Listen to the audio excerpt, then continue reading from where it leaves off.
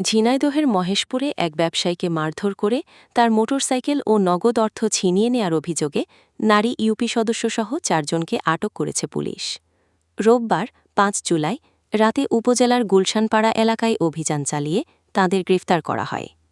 আটককৃতরা হলেন মহেশপুর উপজেলার কদমতলা গ্রামের সুমন মিয়া, সাকিল খান, নাটিমা ইউনিয়ন পরিষদের নারী সদস্য সালমা খাতুন এবং বগুড়ার নুনগোলা ইউনিয়নের লুৎফর রহমান। ভুক্তভোগী আব্দুস সামাদ উপজেলার নিমতলা, ফতেপুর গ্রামের বাসিন্দা এবং পেশায় একজন মুদি ব্যবসায়ী। তিনি জানান, ৩ জুলাই রাত ১১টার দিকে দোকান বন্ধ করে নিজ বাড়ির পথে রওনা হন।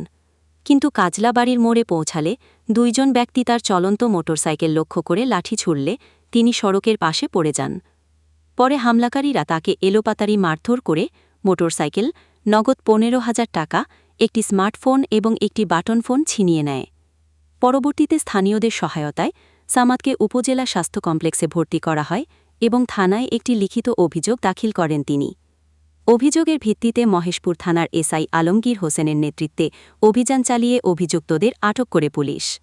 বিষয়টি নিশ্চিত করেছেন থানার ওভারভাপ্ত কর্মকর্তা ওসি সাইফুল ইসলাম। তিনি বলেন, আটকদের বিরুদ্ধে ছিনতাইয়ের মামলা রুজু করা হয়েছে এবং তাদের আদালতে পাঠানো হয়েছে।